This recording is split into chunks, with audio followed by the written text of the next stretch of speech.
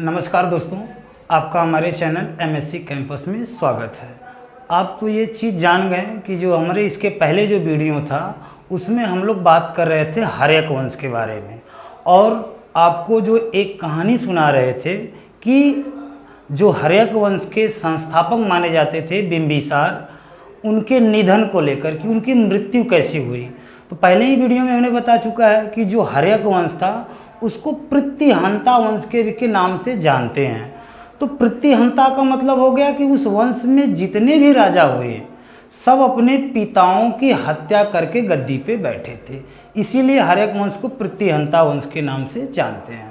तो हम बात करते हैं जो बिंबिसार था, उस वीडियो में तो बात किए थे। जो बिंबिसार था उसका एक पुत्र था अजातशत्रु, और एक पुत्र नहीं उसके कई पुत्र होंगे। पहले ही बता चुके हैं कि उसका साक्ष्य कई जगह कहा जाता है कि 500 रानियाँ थी, लेकिन हमने कहा कि 4 लोग से उन्होंने विवाह किया। तो 4 लोग से विवाह किया होगा तो का 1-2 बच्चे तो होंगे नहीं, कम से कम 10 बच्चे होंगे। तो राजा तो ये कहीं बनेगा, उसकर लेकर जो है किस तरह मतभेद था, चलिए हम लोग चर्चा करते हैं। ठीक है, तो हम बात कर लेते हैं थोड़ी सी उस वीडियो के, तो फिर इसके बाद हम अजातशत्रु के। देखिए, बिंबिसार का एक पुत्र था अजातशत्रु। अजातशत्रु बड़ा योग्य सा व्यक्ति था उस राज दरबार में, हर्यक वंश में।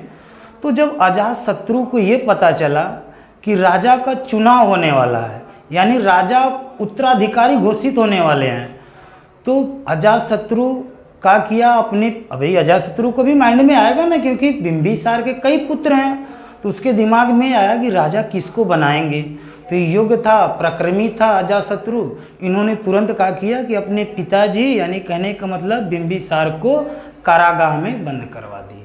अब कारागाह में बंद हो गए कौन? बिंबिसार। आप बताइए, इतना जो मगध का उत्कर्ष कर रहे थे, अन्य राज्य को अपने में मिलाने का काम कर रहे थे, कहीं ना कहीं मगध को आगे बढ़ाने का काम कर रहे थे, और उन्हें उन्हीं का बेटा जो है कहाँ डाल दिया? कारागाह में बंद कर दिया।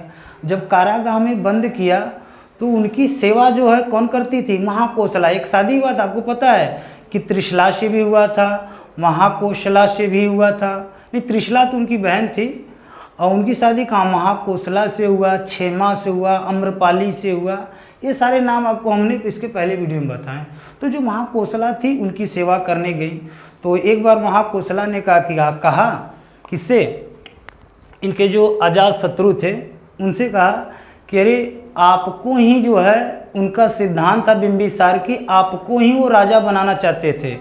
आप उनको जो है बेड़ियों से बांध कर जो है आप गृह अथवा जेल में डाले हुए हैं। एक तरह से वो गृह, उसको जेल कहा जाता था, उसमें डाले हुए हैं। तो जो अजातशत्रु था उसके अंदर प्रेम जगा अपने पिता के प्रति।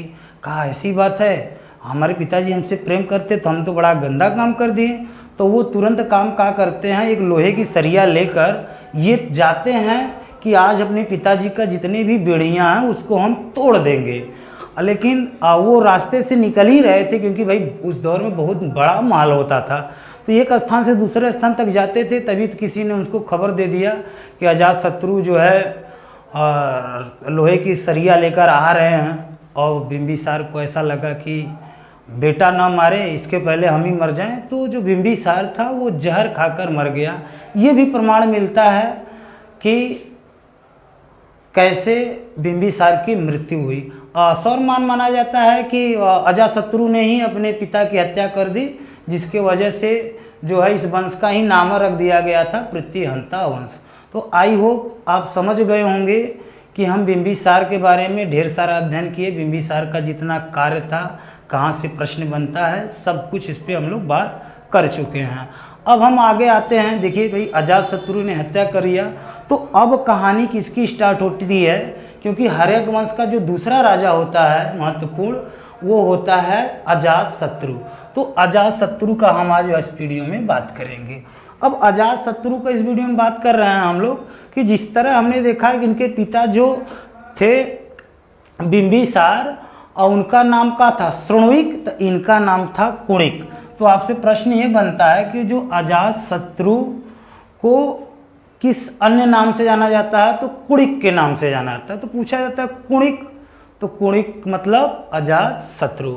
अब अजात शत्रु का जो टाइम पीरियड था, क्योंकि अजात शत्रु ने अपने पिता बिंबिसार की हत्या कर कर विद्या भी बैठाया, तो उनकी जो टाइम पीरियड था 492 से लेकर 460 BC के बीच वाला जो टाइम पीरियड था वो किसका था? अजातशत्रु का। आपके दिमाग में जरूर आया रहा होगा कि जो वैदिकोत्तर काल था तो लिखित साक्ष्य के आधार पर हमने बात किया वेदांग गोदांग, लेकिन उस दौर में जो राजा वजा होते थे तो यही सब राजा होते थे, क्योंकि अभी तक ईसा मसीह का देखिए जन्म नहीं हुआ है, हम लोग BC में ही अभी बात कर रहे हैं।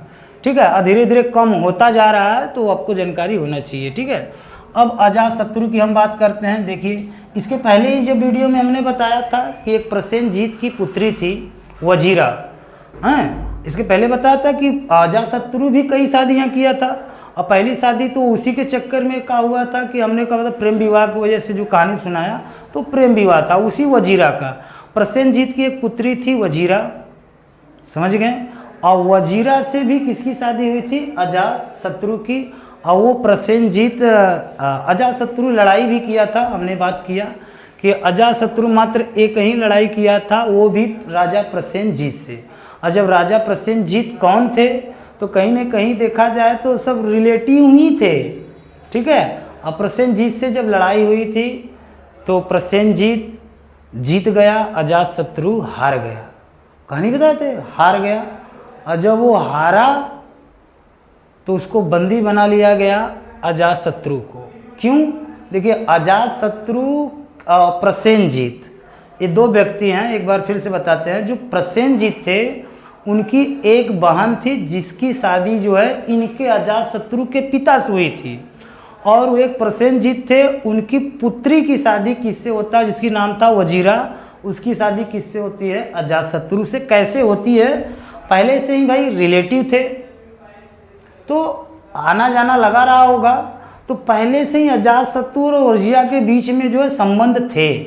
अब क्या होता है कि ये रिश्ता को नहीं मानते हैं, तो अजातशत्रु लड़ाई किस पर चढ़ाई कर देता है? प्रसेनजीत पे। लेकिन प्रसेनजीत जीत जाता है और अजातशत्रु को कहाँ ले आता है? अपने यहाँ बंदी बनाकर रखता है। तो उसकी जो लड़की थी वजीरा, वो आती है, आकर कहती है, भाई संबंध था ही, आकर कहती है कि बड़ा बेपरवाह हो, आप हमारे पिताजी से लड़ाई कर लिए। लेकिन वही प्रसेनजीत थे जो 2 नगर ब्राह्मणों को दान दे दिए। अंत में क्या हुआ कि प्रसेनजीत जो है अजातशत्रु को अपना दामाद बना लेते हैं। ठीक है, और जब अपना दामाद बना लिए तो अजातशत्रु को छोड़ दिया गया। अब दामाद बन गए ना, लेकिन अजातशत्रु आगे चलकर एक और शादी करता है जिनका नाम होता है पद्मावती। तो ये पद्मावती यही होता है कि पद्मावती जो इनकी दूसरी पत्नी थी, ये पद्मावती का रोल क्या होता था? जितना भी प्रशासनिक कार्य हो, हर कार्य में जो भी सलाह लेता था, जो अजातशत्रु था उसमें सलाहकार के रूप में कौन थी? पद्मावती थी। यही पद्मावती है, आगे चल के बताएंगे कि यही पद्मावती है जिसका बेटा था उदयन। ये क्या करता है? उदयन किसकी हत्या करेगा? अजातशत्रु की। ठीक है, तो अजातशत्रु के एक बात और हम बात करते हैं। अजातशत्रु नहीं थे, अजातशत्रु के भाई भी थे, एक नाम था हल, एक नाम बेहल था। उनको 18 मोतियों का माला देकर फुसलाया था कि आपको राजा मत बनो। कई भाई बिंबिसार के कई पुत्र थे। ठीक है, तो उसकी ज़्यादातर लड़ाई किससे होती थी? चंडप्रघोत से। चंडप्रघोत अवंती का राजा था, और यही चंडप्रघोत थे, इनके जो पिता थे बिंबिसार, इसके पहले वीडियो में बताएं कि वो ये इनको जब पिलिया हुआ था चंडप्रघोत को, तो अपना जो राजकीय वैद्य थे जीवक को कहाँ भेजे थे? चंडप्रघोत को पिलिया को ठीक करने के लिए। लेकिन बाद में यही चंडप्रघोत किससे लड़ाई करता है? अजातशत्रु से। ये लड़ाई लगभग 16 साल तक आपस में विवादित तो होता रहता कि कैसे लड़ाई लड़े। और जब लड़ाई हुआ तो पहली बार महाशिला कंठक का प्रमाण मिलता है। देखिए, महाशिला कंठक प्रमाण क्या होता है? आपने बाहुबली मूवी देखा होगा, जब प्रभास यानी बाहुबली जो बड़े बड़े पत्थर को मशीनों में रखकर इस तरफ फेंका जाता था, तो वो चीज़ को हम लोग क्या कहते थे? महाकंठक शिला। तो पहली बार अजातशत्रु ने महाकंठक शिला का उपयोग किया था युद्ध के दौरान। ठीक है, और सेकेंड में कहाँ बात करते थे कि जो रथ मूसल था, रथ मूसल का तात्पर्य है भलाल देव, यानी ऑटोमेटिक एक रथ चलता था काटते हुए। तो ऐसा प्रमाण आज के दौर में जो आप देख रहे हैं साउथ की जो मूवी है बाहुबली, इसका प्रमाण अभी नहीं है, वो आगे चलकर गुप्त काल जब साउथ वाला बात करेंगे तब आएगा, अभी नहीं। लेकिन इसके पहले सबसे पहले महाशिला कंठक का उपयोग किसने किया था, अगर प्रश्न बनता है तो आपका उत्तर का होगा अजातशत्रु। ठीक है, और हम आगे चलते हैं। यही अजातशत्रु है जिसके कार्यकाल में, यानी जब ये गद्दी पर बैठा हुआ था, उसी समय 8वें वर्ष में जो महात्मा बुद्ध थे उनको परिनिर्वाण प्राप्त हो गया। जैसे आपको जनता है, अब जानकारी हो गई कि 492 460 और उनकी मृत्यु कब हुई, 483 BC में। तो उसी समय बुद्ध का जो है मृत्यु हो गया। लेकिन अजातशत्रु भी बौद्धिस्ट था, उनके पिता भी बौद्धिस्ट थे। ठीक है, लेकिन वहीं राजगृह में, राजगृह का था तो उस समय मगध की राजधानी होती थी। अगर आज बात करें, जिस तरह उत्तर प्रदेश की राजधानी लखनऊ है, भारत की राजधानी दिल्ली है, उसी तरह उस दौर में जो है जो मगध साम्राज्य था उसकी राजधानी कहाँ हुआ करती थी, राजगृह में। तो वो अपने राजधानी के बीचों बीच में जो है एक स्तूप का निर्माण करवाया। स्तूप का होता है जो बौद्धिस्ट लोग, जैसे हम लोग मंदिर में पूजा करते हैं, मुसलमान लोग कहाँ पूजा करते हैं, मस्जिद में। ऐसे जो बौद्धिस्ट थे उनको कहाँ पूजा पद्धति, उनकी उपासना कहाँ होती थी, स्तूप में होती थी। तो प्रथम स्तूप का निर्माण किसने करवाया था, अजातशत्रु ने। कहाँ पे करवाया, तो जब गौतम बुद्ध का परिनिर्माण का मतलब जब वो मर गए तो राजगृह में स्तूप का निर्माण कराया। वहीं पे जौन बा उनकर कुछ अवशेष, जो साथ में उनकी ग्रंथ किताबें होंगी और कुछ जैसे अवशेष होंगे, तो वो कहाँ पे रखाया गया, राजगृह में रखाया गया। ठीक है, अजातशत्रु के बारे में इसके पहले वीडियो में ढेर सारा चर्चा ऑलरेडी हम कर चुके हैं। यहीं से सबसे अजातशत्रु से प्रश्न बनता है।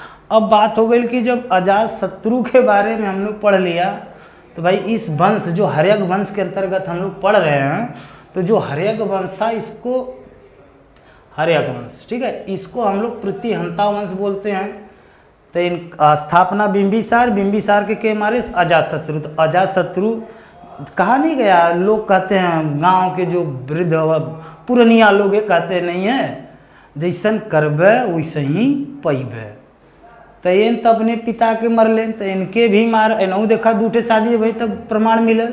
एक पद्मावती थी, एक वजीरा थी, और पता नहीं उस समय और शादी करें कि नहीं करें, क्योंकि हमको तो उतनी जानकारी नहीं है कि वो शादी कितने किए हैं। ठीक है, लेकिन कम से कम ये तो सोचो अब 2 शादी किए, तो इसके भी तो उत्तरदायी के लिए झगड़ा होगा कि इसके बाद कौन गद्दी पे बैठेगा। तो इन्हीं का एक पुत्र था, यहीं पद्मावती, बताइए, जिससे बहुत इन्हीं को लेकर चल रहे थे। इन्हीं का एक बेटा था जिनका नाम था उदयन, या उदयभद्र के नाम से भी जाना जाता था। इन्हीं का बेटा था पद्मावती का। और ये भी लगभग 16 साल जो है गद्दी पे बैठा। कितने साल, 16 साल गद्दी पे बैठा उदयन। उदयन बहुत ज़्यादा काम नहीं किए, लेकिन हाँ एक पूछा जाता है उदयन का किए, जो कि गंगा और सोन नदी, ठीक है, गंगा और सोन नदी के जो संगम होता है, अगर हम बात करें कि जो अमरकंटक से सोन नदी निकलती है वो कहाँ आती है, तो जो गंगा नदी आती है, आपको धीरे धीरे जब आगे बढ़ते हैं पटना के पास, वहीं पे कौन सी यानी सोन नदी किससे मिल जाती है, गंगा से। तो उसके संगम पर जो है एक पाटलिपुत्र का स्थापना किसने किया, यही पाटलिपुत्र। आगे चल के पाटलिपुत्र जो बाटे मगध का राजधानी भी बन जाता है। तो पूछा जाता है कि गंगा और सोन नदी के संगम पर पाटलिपुत्र की स्थापना किसने किया, तो उदयन ने किया था। ठीक है, उदयन। और उस समय जो पाटलिपुत्र था उस दौर में, उस आज के दौर में देखा जाए तो उस समय कुसुमपुर था, उसका नाम बदलकर पाटलिपुत्र रख दिया गया। लेकिन अब वहीं तक देखला है, चाहे बिंबिसार हों चाहे अजातशत्रु हों, लेकिन ये सब बौद्धिस्ट थे। ये का किए जो उदयन थे वो चैत्य मंदिर बनाए। चैत्य का मतलब जैन मंदिर, समझ, महावीर स्वामी का। क्योंकि आगे चल के हम तो इसके पहले वीडियो में देखे होंगे कि महावीर स्वामी का बिंबिसार से संबंध था। महावीर स्वामी बिंबिसार के एक तरह से क्या कहते हैं, जीजा। आपसे अगर कोई ये प्रश्न कहा कि जो 24वें तीर्थकर महावीर स्वामी थे उनके जीजा का नाम है, तो उनके जीजा का नाम क्या था, बिंबिसार था। बिंबिसार का लड़का के अजातशत्रु, अजातशत्रु का लड़का के उदयन। तो हो सकला उदयन के अच्छा लगल हो कि हमारे रिश्तेदार हैं, और वो का किए कि जो पाटलिपुत्र था उसी के बीच में चैत्य मंदिर कहा या तो जैन मंदिर का निर्माण करवाए थे। और उदयन का जो है प्रमाण मिलता है कि उदयन के बाद उसके कोई उत्तराधिकारी ही नहीं था, कहीं कहीं प्रमाण मिलता है महावंश के अनुसार, और कहीं प्रमाण मिलता है कि उनके 3 पुत्र थे। इनका नाम था अनिरुद्ध, एक का नाम था अनिरुद्ध और एक का मुंडक, एक का नागदासक। तब इसके बाद जो उदयन था उसके गद्दी पर बैठता है नागदासक। तो आप याद रखिए कि नागदासक हर्यक वंश का अंतिम शासक था। क्यों? क्योंकि इसके बाद जो वहाँ की मगध की जनता थी, जितने भी प्रतिहंता वंश के जो है लोग थे, उसको गद्दी पर से हटाने का काम किया। और एक मात्य थे जिनका नाम था शिशुनाग, जिनका नाम क्या था शिशुनाग, को जो है गद्दी का उत्तराधिकारी बनाया गया। तो यही जो शिशुनाग है आगे चलकर ये नाम ही बदल दिया, हर्यक वंश को ख़त्म करके अपने नाम से एक वंश चलाता है जिस वंश का नाम होता है नागवंश। ठीक है, आई होप आप यहाँ तक समझ में आ गया होगा। अभी हम लोग केवल 2 वंश पढ़े। हमने पढ़ा हर्यक वंश और इसके पहले बृहद्रथ वंश था चला, 2 ही 3 राजा थे। इसके बाद हर्यक वंश चला, वास्तविक संस्थापक माने जाते हैं। और इसके बाद हम बात करेंगे जो नागदासक था, इसको जो है वहाँ के लोग जो है गद्दी से उतार दिए कि ये सब हटाओ प्रतिहंताओं के पिता को मार मार के। भाई सरकार देखो ना, आज भी गद्दी पे बैठते हैं, अगर कोई ऐसा घटना हो जाती है तो विपक्ष के लोग आलोचना करते हैं। तो जिससे है कि विपक्ष के जब लोकतंत्र राज है, और जब लोकतंत्र हो तो विपक्ष में कोई ऐसा काम हो जाए जैसे लगे आपका किसी ऐसे मुख्यमंत्री को चुनाव कर सकते हैं जो अपने पिता की हत्या करके कहे कि हमको चुनाव लड़ा दीजिए, जिता सकते हैं? नहीं जिता सकते हैं। उसी तरह उसके हर्यक वंश के जो दौर के लोग थे वो भी क्या किए, त्रस्त होकर अंत में आकर जो नागदासक था अंतिम रूप से हर्यक वंश का राजा, उसको क्या किए, उसको कहें कि भैया तुम उतर जाओ गद्दी पर। एक मात्र युग शासक था जिसका नाम था शिशुनाग, उसको गद्दी पर बैठाया गया। तो जब गद्दी पर बैठेगा तो वो क्या करेगा, जो नाम ही बदल देता है, एक नया वंश चलाता है नागवंश। यही नागवंश है। इसके बाद हम बात करेंगे नागवंश के जो शिशुनाग क्या काम किए। इसकी नागवंश के बाद हमारा आएगा नंदवंश। यही नंदवंश है। महापद्मानंद के बारे में बात होगा, घनानंद के बारे में बात होगा। नंदवंश में कहा जाता है केवल 9 ही राजा थे, और 9 राजा तो पढ़ना नहीं है, एक महापद्मानंद के बारे में हम पढ़ लेंगे। और एक राजा बड़ा चर्चित थे घनानंद, क्योंकि घनानंद के ही दरबार में चाणक्य थे।